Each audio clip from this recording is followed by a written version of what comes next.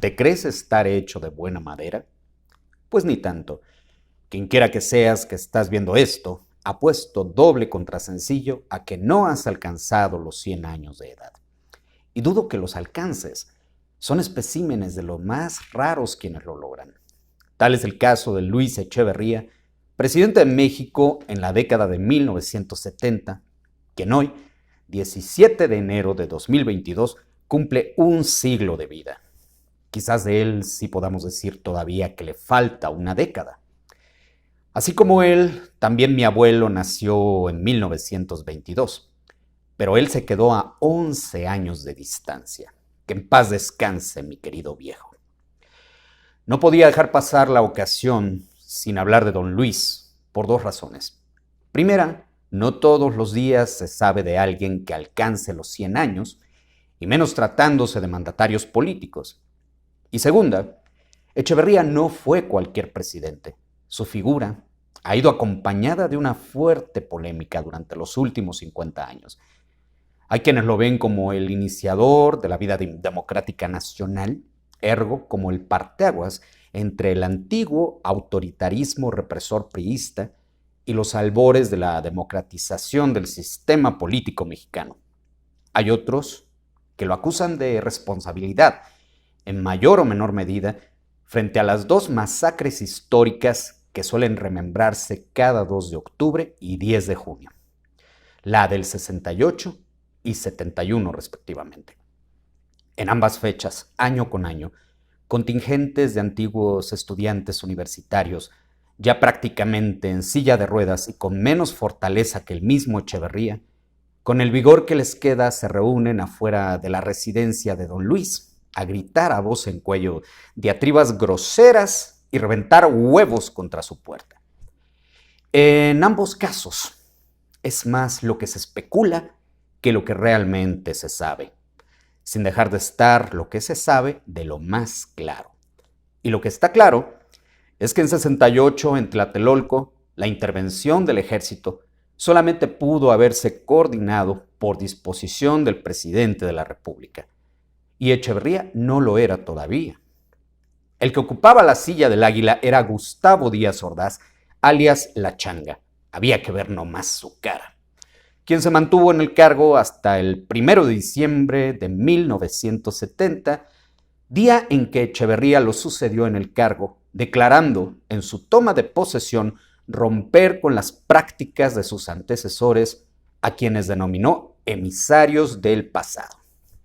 Lo que está claro en el segundo caso, 6 meses después de su toma, el 10 de junio o jueves de Corpus del 71, es que tanto la autoridad sobre el grupo paramilitar Los Halcones como la iniciativa de movilizarlos a golpear estudiantes partió del departamento del Distrito Federal, cuya jefatura la ocupaba Alfonso Martínez Domínguez, posteriormente motejado por esta misma razón como Alconso. Un presidente de la República no se dedica a gobernar una ciudad en particular, sino una nación entera de manera general. 5 días después, Echeverría, en actitud de escarmiento, cesó de su cargo a Martínez Domínguez.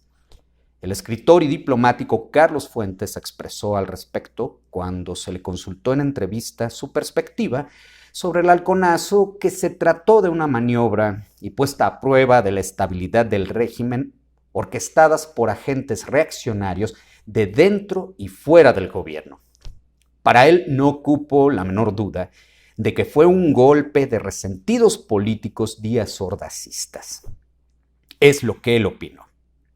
En lo fundamental, Carlos Fuentes vio con buenos ojos la apertura democrática de Echeverría, misma que permitió diversificar las fuerzas políticas en competencia, trascendiendo por primera vez el esquema de partido único en el poder.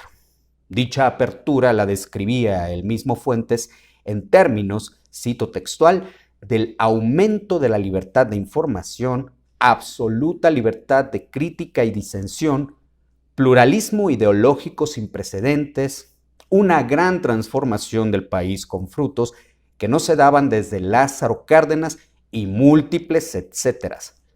Javier Wimmer, asesor de presidencia, ya en las postrimerías de su función sexenal había declarado su sospecha de que Echeverría pudiera haber estado enterado de la existencia de los halcones, pero sin saber bajo qué mando real estaban. Cito textual, dijo: yo no alcanzo a ver cuáles hubieran sido las motivaciones de Echeverría para romper con la política que él mismo estaba haciendo. La política democratizadora, por supuesto. Fue un gravísimo golpe a su imagen histórica, remachó. No son pocos los que se han pronunciado contra Luis Echeverría, confiriéndole el epíteto de genocida. Desde Abatiendo al Leviatán sostenemos decididamente que quien lo afirme está en la obligación de probarlo, y caso de no hacerlo, estaría difundiendo una calumnia. Después de interminables sesiones en los tribunales, él ya ha sido exonerado en 2009. Se le ha vinculado a proceso ya en repetidas ocasiones, incluso auxiliándose de la instancia precautoria de prisión domiciliaria. El caso está cerrado, pero a Echeverría Álvarez le ha quedado la mala prensa y con lo cual quedan eclipsadas para siempre muchas contribuciones positivas durante su ejercicio al frente del país. Fue el primero en presentar un plan de desarrollo estructurado y concreto para el tercer mundo cuando éste se encontraba todavía en la vil inopia. A saber, la resolución 3281 del Consejo de Seguridad de la ONU, mejor conocido como la Carta de Derechos y Deberes Económicos de los Estados.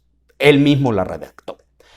Ahora bien, y esto debe entenderse a la más objetiva de las extensiones, él nunca estuvo a favor ni del comunismo ni de movimientos de izquierda. Sin embargo, mientras los grupos disidentes a su gobierno, como la Liga Comunista 23 de septiembre, se dedicaban a promover una guerrilla terrorista intramuros y a secuestrar y ultimar líderes empresariales, Echeverría fue a visitar y se sentó lo mismo con Fidel Castro en Cuba que con Salvador Allende en Chile.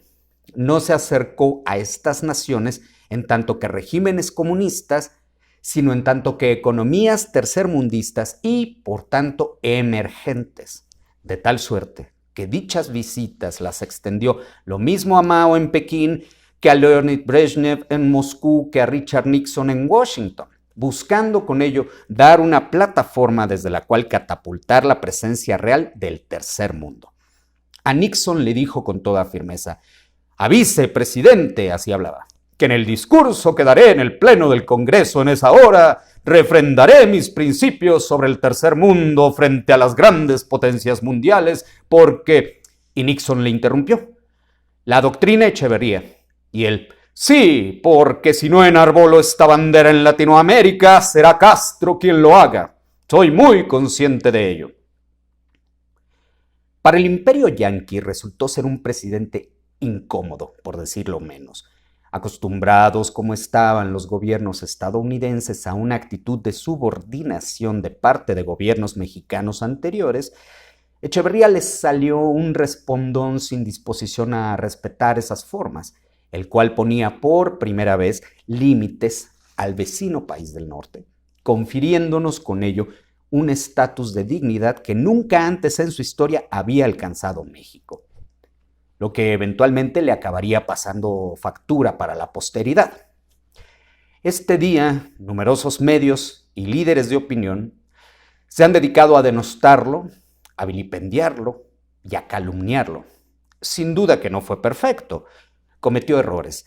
Aquí, sin sesgos, nuestra intención ha sido mostrar una imagen objetiva de este personaje que, con todo y ser el más polémico, se ha ganado el lugar, para bien o para mal, como el más importante de los mandatarios mexicanos de la segunda mitad del siglo XX y también lo que llevamos de este.